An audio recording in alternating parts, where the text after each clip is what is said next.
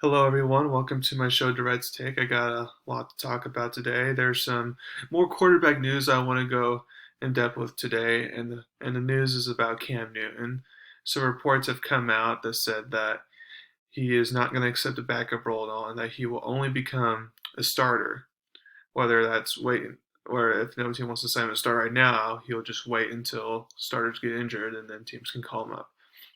So to me, in my opinion, this sounds if Cam Newton's thinking about it this way, the fact that if he accepted a backup role, then he's never going to become a starter again. I feel like that's arrogant. Like that's just dumb. Like he can easily accept a backup role for this year and then easily become a starter again next year. But if he's not thinking that way and he's thinking about another way that I'm going to be telling you, then I feel like he's smart and he's making the right move. So, in my opinion, Cam Newton should actually sit out the full 2020 season. And there are multiple reasons why. The first reason is health, obviously. So, he hasn't proved that he can stay healthy the past few seasons. So, what better debate to prove it than to just sit out a year and not play at all? Therefore, he can add a year or two, maybe potentially, of his career by sitting out a year, and then he'll be ready to go fresh and ready to dominate in 2021. Another reason why I feel like he should sit out is because it'd be pretty hard to come in mid-season and make an impact for a team. Because in my opinion, you need time to learn the playbook, learn the system, develop connection with the wide receivers and coaches and all that stuff. It takes time to build that up, and it's hard to just come in mid-season and act like you're going to go far. So that's why I feel like that way is not going to work out. If Cam Newton is deciding just to come missing, I feel like he shouldn't do that at all. I feel like that wouldn't work out for him. Um, but so now you're probably thinking, okay, well then, what if he can't even find a job in 2021 if he sits out this whole year? Well, I have a couple teams that I feel like will be perfect for Cam Newton in 2021. I'll start off with I could have done more teams, but I went ahead and just picked um, three teams.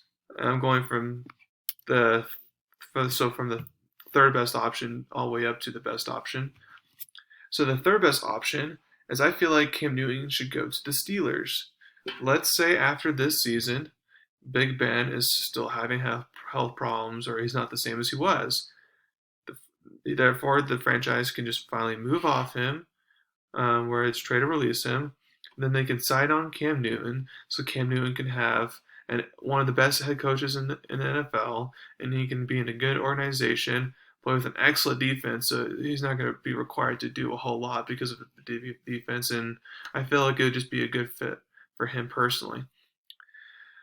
And then the second best option is the Indianapolis Colts. Let's face it, after this year, since Philip Rivers only signed a 1 year deal, after this year, Philip Rivers, in my opinion, should retire. I feel like he has nothing left in the tank. He may do a little bit better than he did last season with the Colts, but that's because he's not really carrying the teams where the team's going to carry him, basically. And he might just be a tiny bit better option than Brissett, but not by much. So Philip Rivers should retire after this season. And then Brissett, his contract expires, and I don't think Indianapolis thinks that he's the heir apparent in the future of the franchise. So I don't think they're gonna use him. And then Jacob Eason, who they just drafted in the fourth round, I feel like they need at least like 3 or 4 seasons. Like they need time for him to develop into a future starter. So until can become that starter, then for a few years, Cam Newton can go into Indianapolis, be behind a great offensive line, be surrounded by, which is important since for him and his injuries, you need a good offensive line. He can be surrounded by great talent and a great head coach and a great organization. It's a wonderful fit for him. And also that division is not easier, but somewhat easier than the AFC North, which is this division the Steelers would be in. And then the best team, in my opinion, for Cam Newton to go to next season is the Oakland Raiders, or now Las Vegas Raiders. Here's why.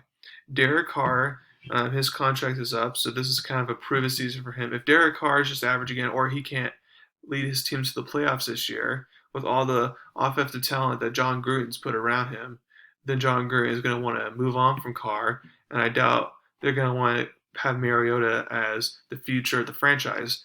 Therefore, they can insert Cam Newton. There'll be juice. Tickets are selling. They should be a contender in the AFC.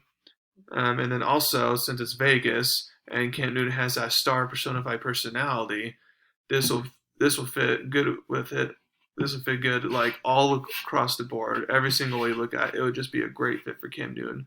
But again, Derek Carr wouldn't have to not do as well next season.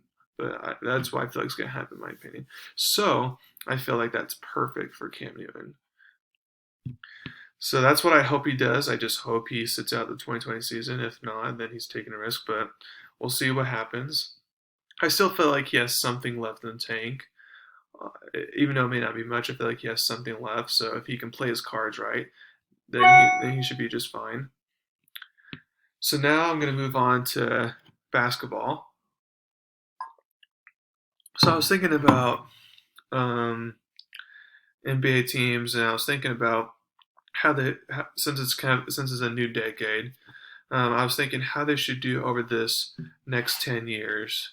And I've come up with a list of 20 teams that I feel like they have a lot of young pieces and they're good and they have the right stuff to where they could, if their cards are played, win at least one championship and be a contender somewhat. Now everything would have to go well, but I feel like this is what could happen.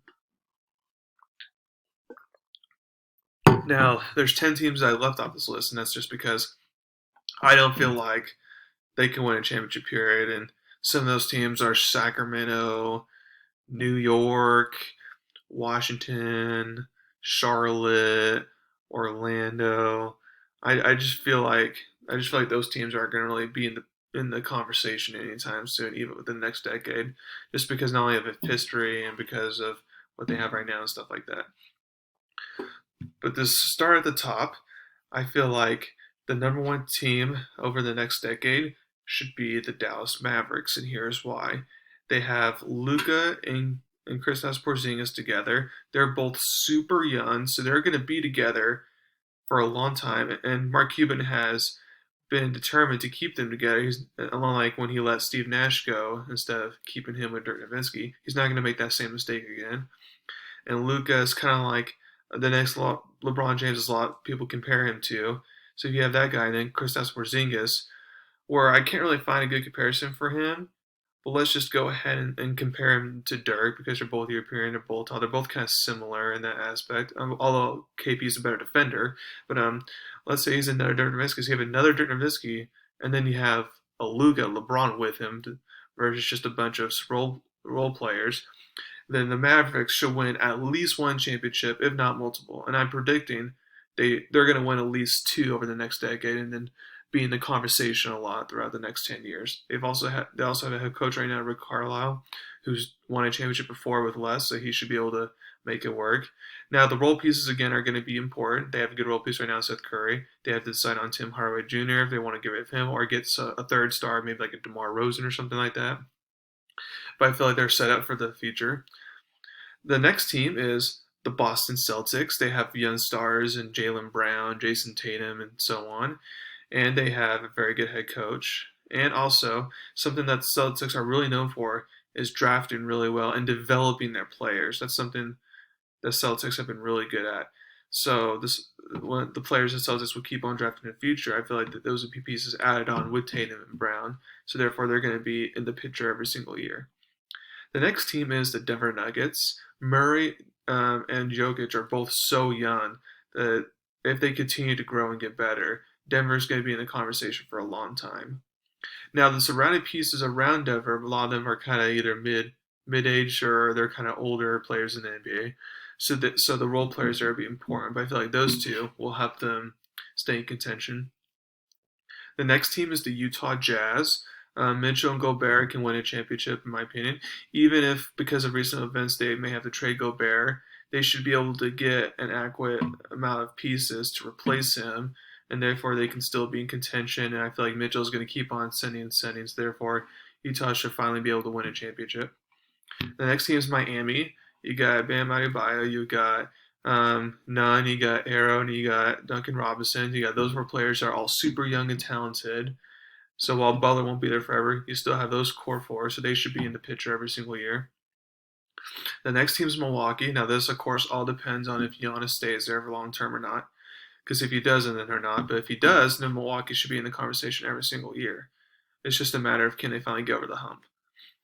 I feel like they will win at least one championship within the next decade if Giannis stays. The next team is the Toronto Raptors. You got Pascal Siakam, who's ascending. You got Fred VanVleet, who's ascending. You got Anunoby, who's getting better. And they've been drafting some pretty good pieces as well. But then also, you got a good young head coach, but then you got the best, one of the best, but in my opinion, the best GM in the business. So he's going to be able to get pieces from him every single year to compete. So I feel like Toronto is going to be in the picture every year. The next team is Golden State. Now, I don't think Steph Curry and Klay Thompson and Draymond, I don't think they can all stay together for 10 years, but they should stay together for at least 5 years. And then if it is only 5 years, then the Warriors have been good about drafting and developing players, and they got a good championship head coach and Steve Kerr, so I feel like they can definitely be in contention for a while. The next team at number 9 is the New Orleans Pelicans. In my opinion, you have Zion, you have Lonzo Ball, and you have Brandon Ingram and Josh Hart. Like those are all good young pieces that, as they keep on maturing, keep on growing, they should easily be in contention. 10 is Memphis Grizzlies because John Morant's the real deal, and they have a bunch of young players as well. And they took a dramatic improvement from being basically the worst in the West last year to now a playoff seed. So that's pretty good. So I feel like they're gonna just be in contention year in year out with John Morant there. The next team, number 11, is the Los Angeles Lakers. Now, of course, LeBron's not going to be over 10 years, and AD might not even be there for 10 years. So for me, this is all just speculation that since they're the Lakers, they're going to get good talent no matter what, and then hopefully they hit some jackpots on draft pieces and stuff like that. But that's what I'm basing off. It's just more, I think, than more proven right now. 12 is the Brooklyn Nets. Now, again, kind of like the Warriors, like KD and Kyrie may be together for 5 years, but I don't think they're going to be over the 10-year picture. But during that 5-year window, they're gonna definitely compete, and they've been drafting really well. So if they continue to draft really well, along having those two All Stars, then they're gonna be in contention for the long run. It also will depend on who the new head coach will be. 13 is the Clippers. Again, George and Kawhi are both not going to be there for the long term, but because of what they did and what they're doing right now, it's going to set up a winning culture with a championship head coach and a very good GM and a very rich owner. So it's gonna continue to work out for them because of what the culture is set for right now. 14 Thunder, mainly because they've acquired so many draft picks with a bunch of trades that they made recently and stuff like that. They should be able to get a lot of talent from that. 15 is Philadelphia. Now, I don't feel like Simmons and Embiid work together, and now they also have injury histories. But if they can figure out the injuries and figure if they can work together, then they're going to be a threat every single year. The next team is Portland. I think Lillard and McCollum's window of winning a championship closed last year, but they can still be in contention for a little bit. But in order for Portland to stay in contention, what they really need to do is to draft a replacement for Lillard and a replacement for McCollum. So after maybe 4 or 5 years down the road, they can be in contention again because of those young pieces. 17 Indiana, because of a good head coach and a good system, good organization, they've been in and out mostly every year. Now that they're kind of average, but at least they're in the playoffs every year and they're at least playing well. So I feel like they can continue to be in contention. 18 is Minnesota. So now they have D'Angelo Russell to go with Karl-Anthony Towns, so they can get that third piece. Then they're automatically a contender, and they're both young, so they're just going to continue to get better and better, hopefully. 19 is Atlanta. They have a bunch of young pieces right now with Ice Trey and a bunch of other good draft picks that they acquired recently. So now they can just keep on developing them, and if hopefully if they pan out and turn into something, then they can easily make the playoffs again in the East and then maybe make some noise a couple years down the road.